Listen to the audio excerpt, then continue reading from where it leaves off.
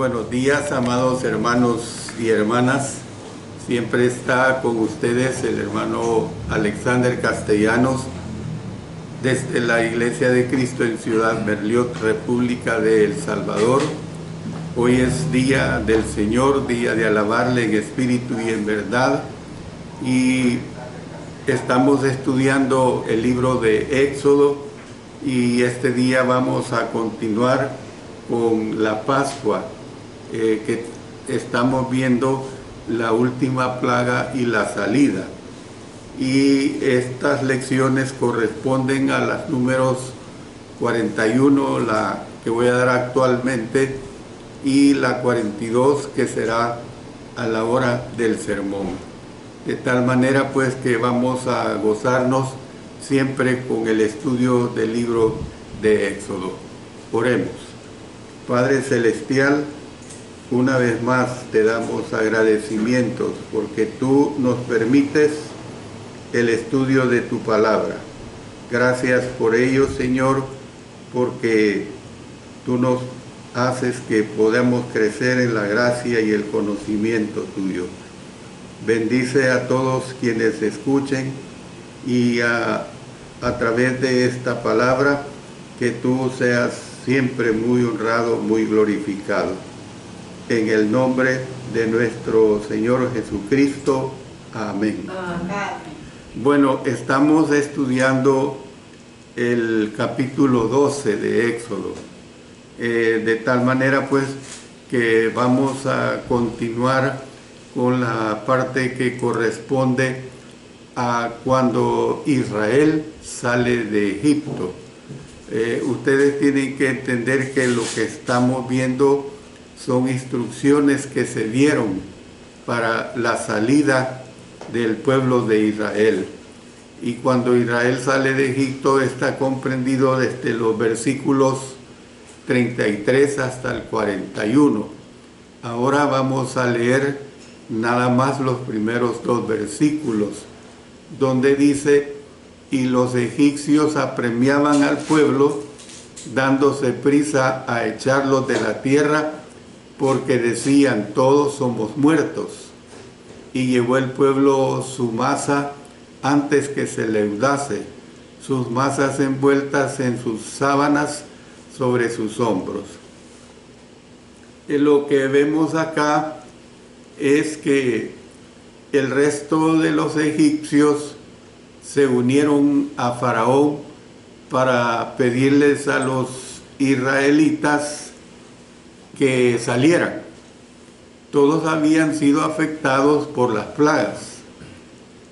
Cada familia había experimentado la muerte por causa de la 10ª plaga.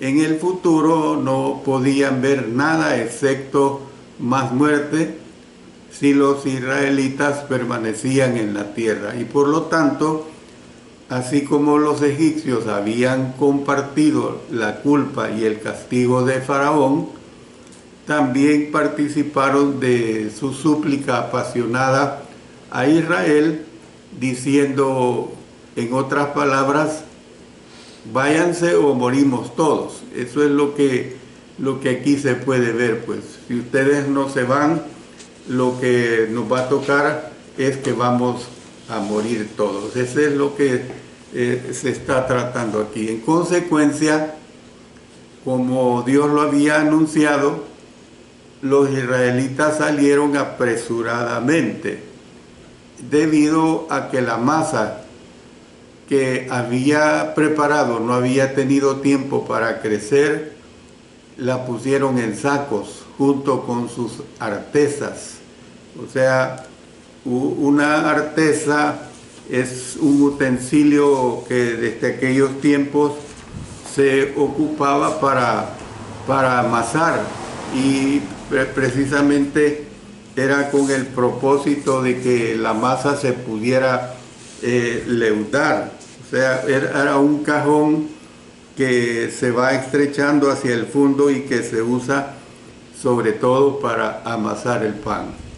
Entonces, debido pues a que la masa que había preparado no había tenido tiempo para crecer, la juntaron, juntaron sus pertenencias y luego se marcharon.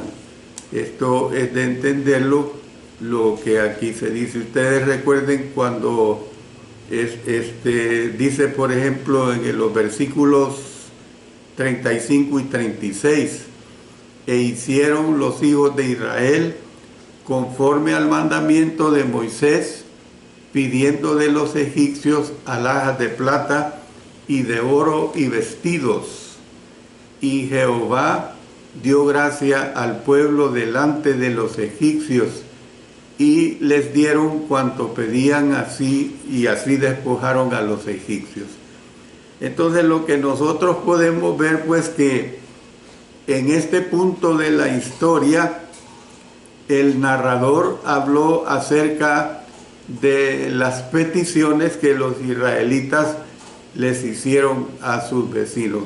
Esto lo vimos cuando estudiamos el capítulo 11, cuando se dice, habla ahora al pueblo y que cada uno pida a su vecino y cada uno a su vecina alhajas de plata y de oro. Entonces, el tiempo, quiero aclarar esto, pues, que el tiempo de un verbo en la lengua hebrea no significa estrictamente el tiempo de la acción del verbo, no es como en el idioma español. Por ejemplo, usted usa el verbo estar y usted dice estoy haciendo.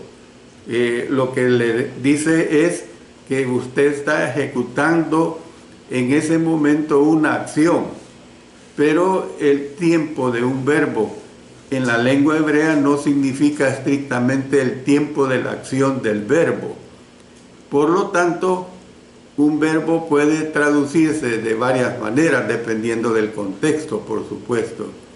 En cuanto a la traducción de los verbos que tenemos aquí en este versículo 35, dice, e hicieron los hijos de Israel conforme al mandamiento de Moisés, pidiendo.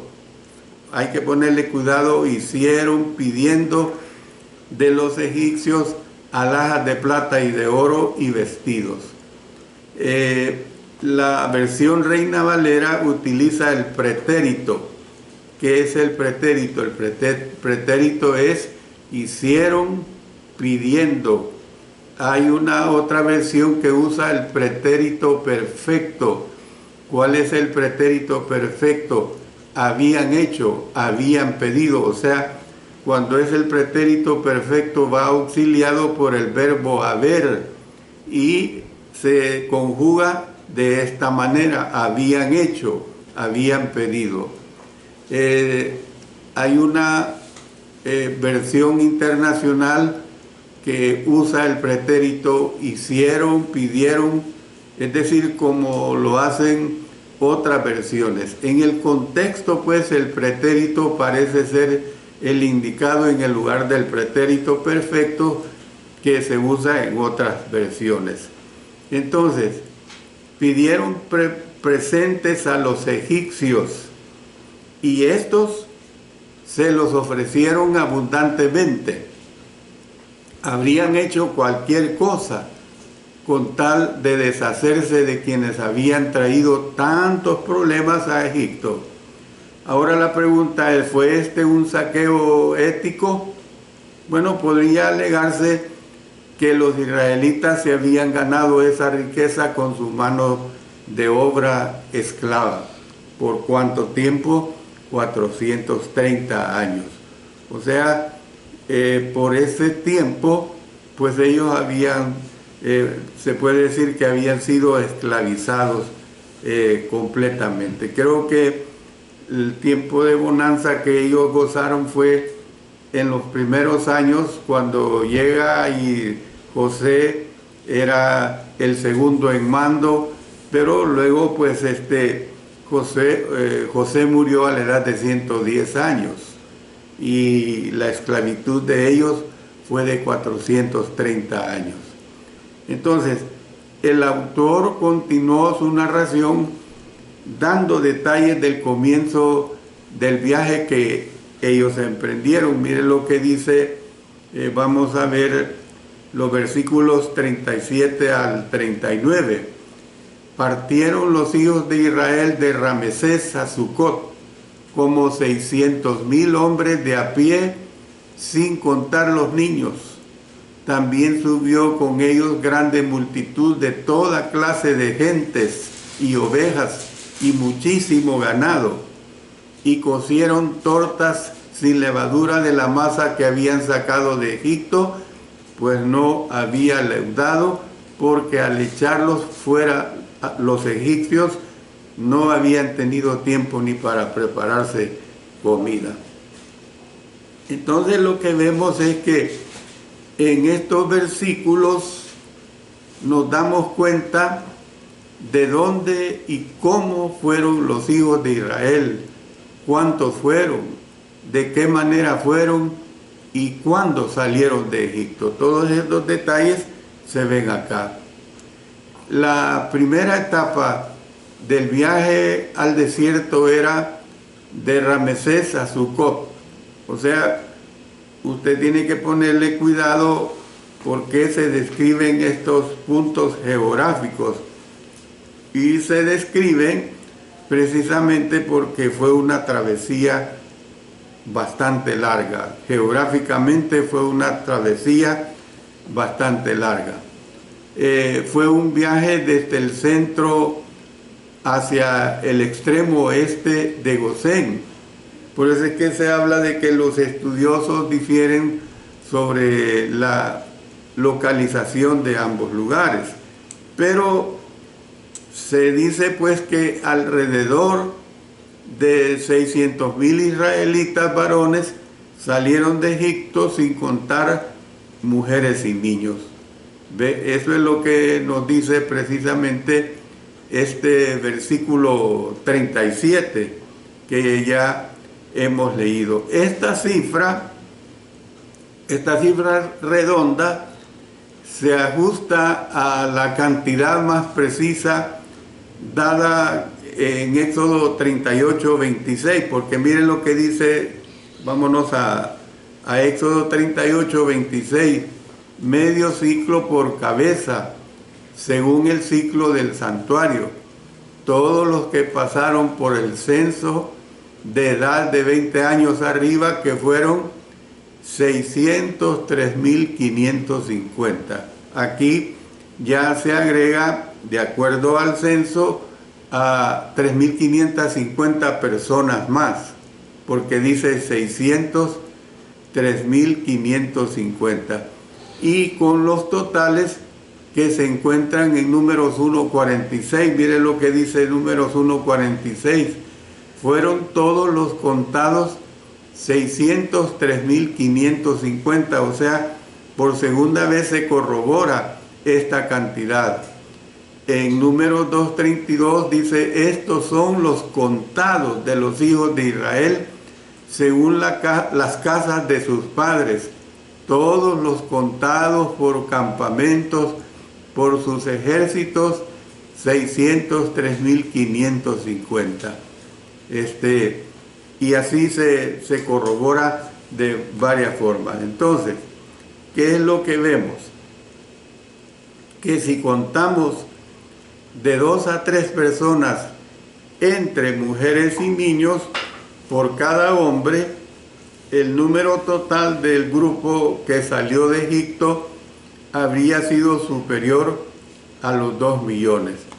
Yo siempre quiero decirles que en cuestiones de datos estadísticos generalmente se usan números redondos. Por ejemplo, ustedes notaron que en un versículo habla de 600,000, estadística, números redondos, pero cuando ya se hace el censo se habla de 603,550. ¿Por qué?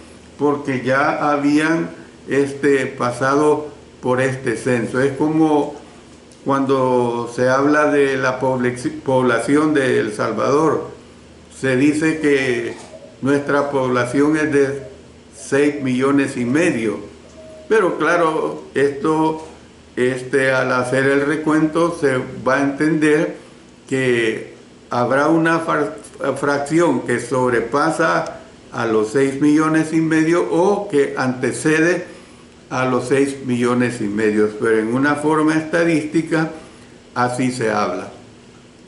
Para muchos intérpretes, la cifra anterior parece demasiado grande.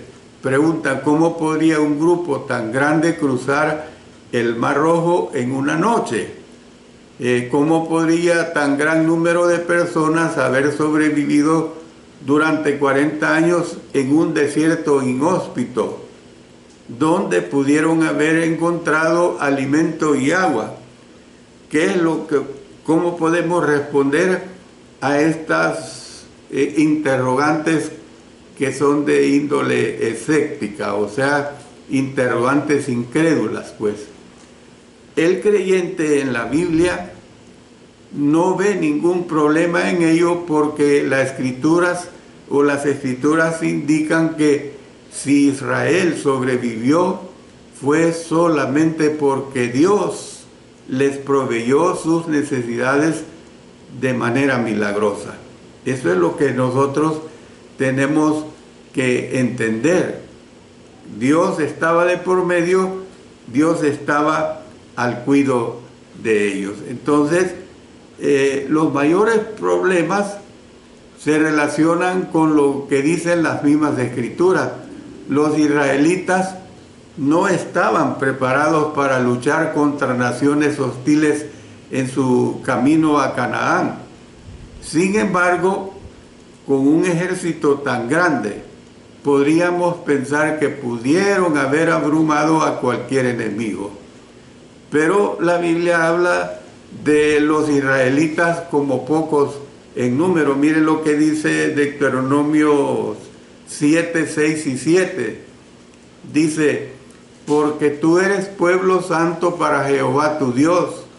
Jehová tu Dios te ha escogido para hacerle un pueblo especial, más que todos los pueblos que están sobre la tierra. No por ser vosotros más que todos los pueblos, os ha querido Jehová y os ha escogido, pues vosotros erais el más insignificante de todos los pueblos. Luego esto lo completamos aquí mismo en Deuteronomio 9, 1 y 2. Oye Israel, tú vas hoy a pasar el Jordán para entrar a desposeer a naciones más numerosas y más poderosas que tú, ciudades grandes y amuralladas hasta el cielo, un pueblo grande y alto, hijos de los anaseos, de los cuales tienes tú conocimiento y has oído decir, ¿quién se sostendrá delante de los hijos de Anac? Una cosa que tenemos que tomar en cuenta es lo siguiente. Uno puede pensar, bueno, ellos iban en esa salida de esa esclavitud de 430 años de Egipto y que iban a la tierra prometida, a la tierra que fluye leche y miel. Se puede tener la impresión de que simplemente ellos iban a ser trasladados y tomar posesión de aquella tierra, pero no fue así. Esa tierra estaba habitada por una diversidad de etnias y ellos tuvieron que luchar contra todas esas naciones. Tuvieron que conquistar la tierra prometida. O sea, tenemos que entender que no fue como decir aquí está el plato servido, sino que les tuvo que costar a ellos el poder entrar a esa tierra que fluye leche y miel. Entonces, ¿qué podemos decir acerca de estos problemas? Bueno, algunos afirman que el número puede interpretarse literalmente y las aparentes dificultades pueden resolverse. Otros piensan que el éxodo de Israel se produjo durante un periodo de tiempo y no sucedió como el éxodo y estadía que se describen en el Antiguo Testamento, o sea, dándole vueltas a la palabra de Dios, a lo que se nos revela. Los escépticos, o sea, los incrédulos, rechazan completamente el evento, alegando que Israel nunca estuvo en Egipto, imagínense, y que por lo tanto nunca salieron de Egipto. Yo no sé cómo es que hay ese tipo de mentes tan perversas que se atreven a decir estas cosas cuando lo que tenemos revelado escrituralmente es todo lo contrario. Porque de otra forma, ¿qué es lo que sucedería? Que lo que nos narra las Sagradas Escrituras en sus 66 libros son puros cuentos de hadas, son puras historietas inventadas. Ustedes saben bien que en el mundo han habido y lo sabrán escritores que tienen un poder de escribir, que inventan cuentos, que tienen esa habilidad y que deleitan en cuanto a la lectura misma. Entonces así se pudiera pensar de las Sagradas Escrituras al suponer que fue mentira que fueron esclavos en Egipto, que fue mentira que salieron de la esclavitud egipcia. Los números mismos han sido explicados de diversas maneras. Por ejemplo, se ha sugerido que las cifras de Éxodo y Números provinieron de una lista de un censo sustituido que se remontaba a la época de David.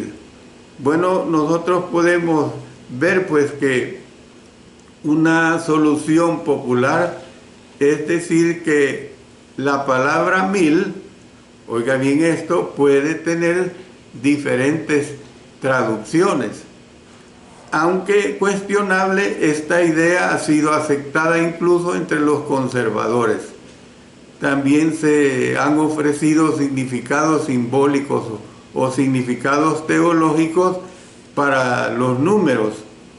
No debemos pasar por alto la constancia del relato bíblico.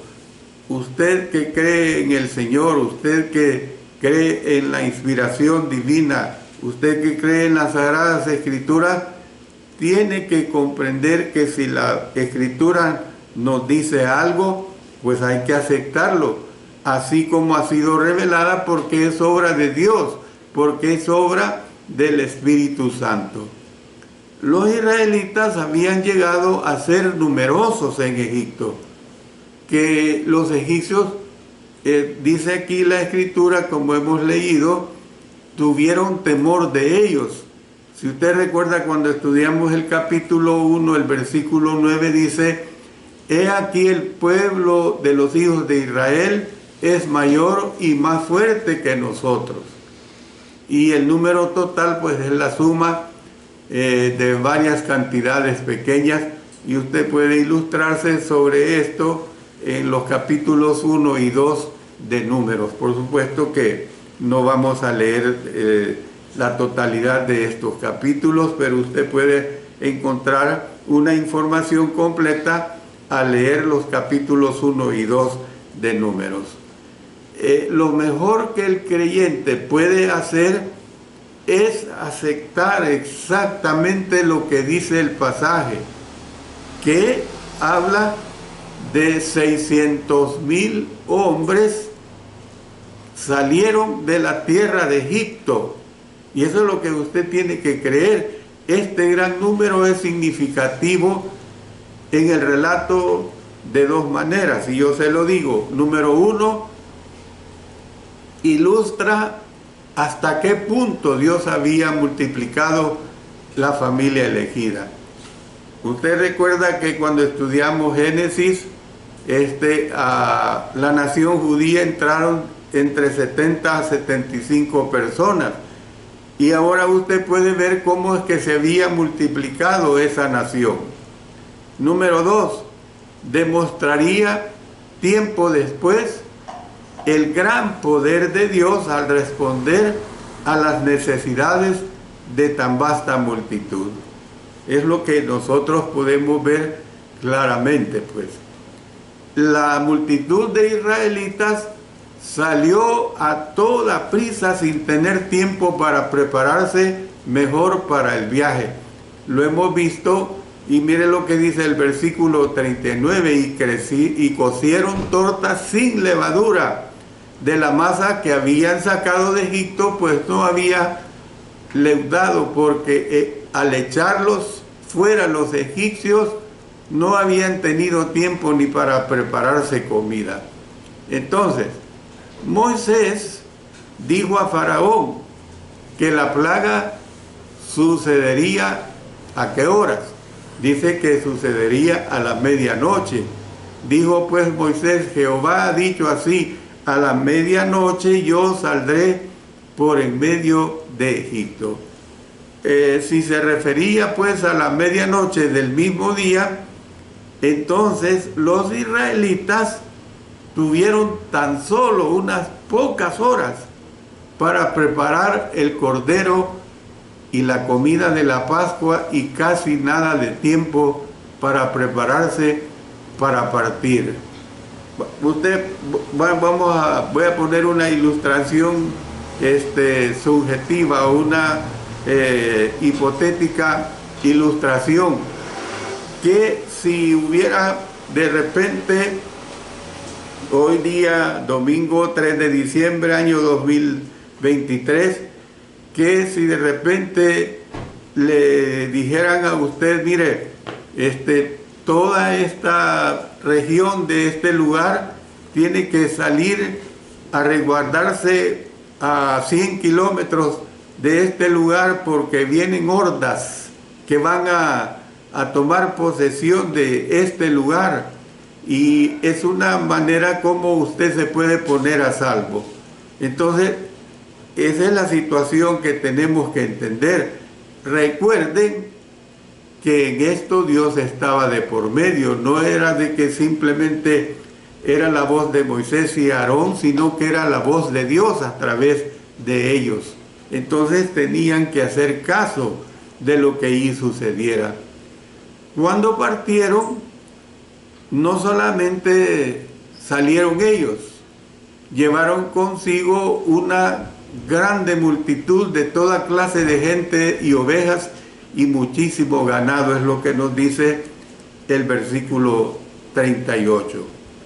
Entonces nosotros vemos que entre ellos puede que hayan habido egipcios que se habían convertido en sus amigos, o que debido a las señales y prodigios que habían visto, llegaron a creer en el Señor.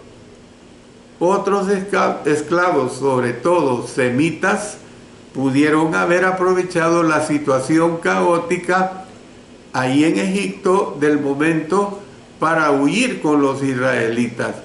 Usted puede, por ejemplo, tener un mal concepto de una nación en una forma generalizada. Pero ¿qué sucede cuando usted trata a nacionales de esa nación que usted le ha puesto mala voluntad? Usted se da cuenta que ellos son totalmente diferentes. Ellos son personas amables, son personas que comparten, son personas con una amistad realmente grande. Entonces aquí sucedió esto. Había muchos egipcios que se habían hecho al lado de los israelitas, porque se daban cuenta del poder de Dios, se daban cuenta de las maravillas de Dios. Entonces estos egipcios evidentemente que iban a salir con ellos, iban a ser protegidos, y Dios les iba a dar también esta protección. Claro, a mí no me pregunte cuántos, eso no está a mi alcance de mía ni de nadie, pero que los hubo, los hubo. Durante el periodo en el desierto, por lo menos a algunos de estos no israelitas se les llamó gente extranjera cuando se quejaron. Miren lo que dice Números 11:4.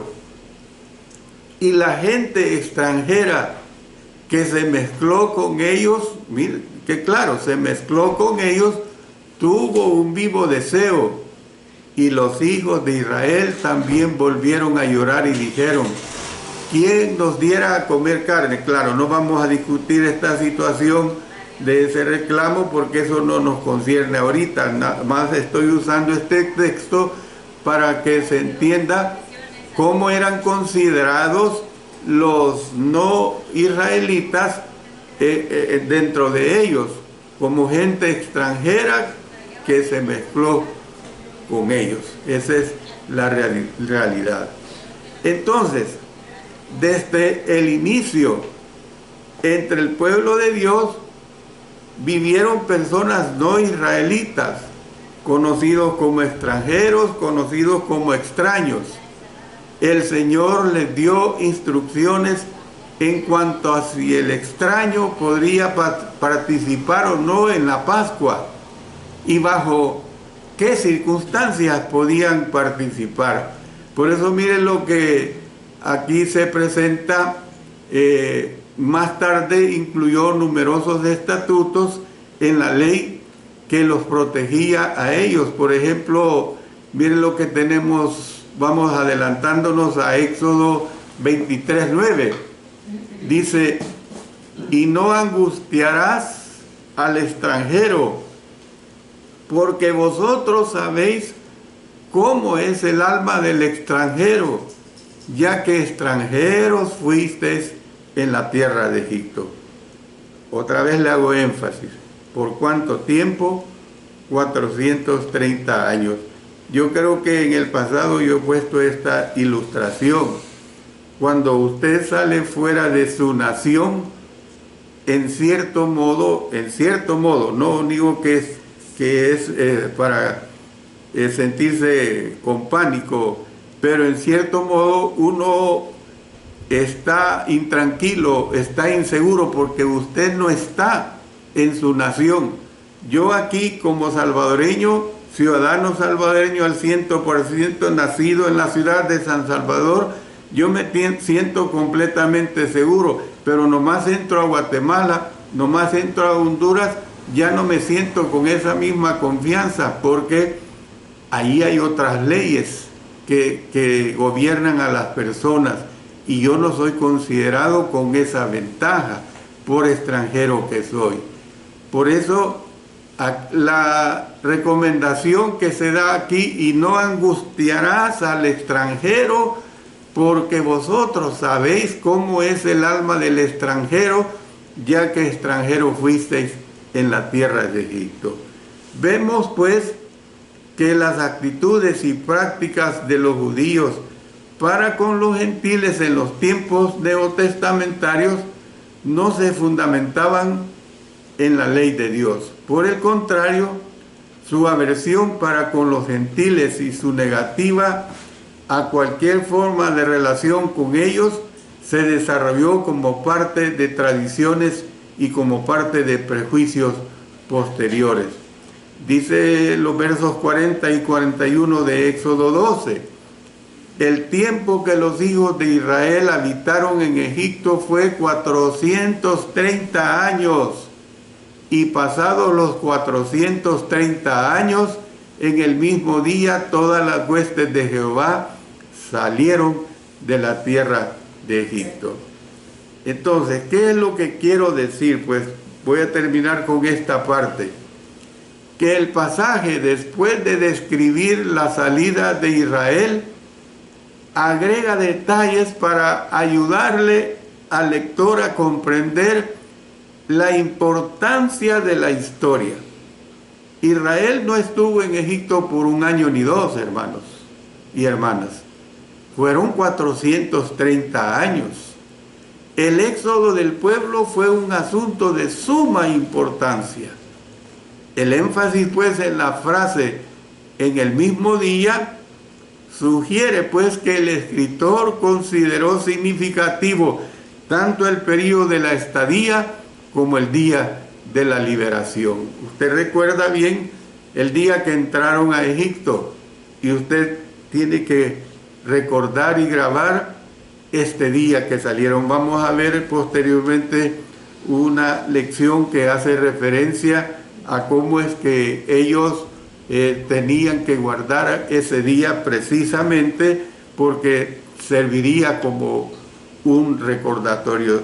Termino acá, voy a seguir la parte del sermón con esa estancia de esos 430 años ahí en Egipto, que suscita varias interrogantes.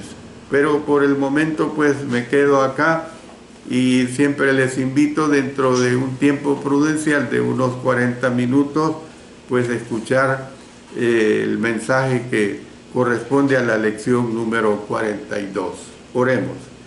Padre Celestial, te damos gracias porque tú nos permites estudiar tu palabra y nos ayudas a que todas estas situaciones que se dieron con el pueblo que en un tiempo fue tu preferido, nos ayudan a aprender mucho más. Nos ayudan a que nosotros veamos cómo es el ser bendecido de parte tuya y cómo es cuando la bendición se aleja de nosotros por ser personas desobedientes. Que nos ayude, Señor, a ser siempre bendecidos a través de la obediencia hacia ti. En el nombre poderoso de nuestro Señor Jesucristo. Amén. Amén.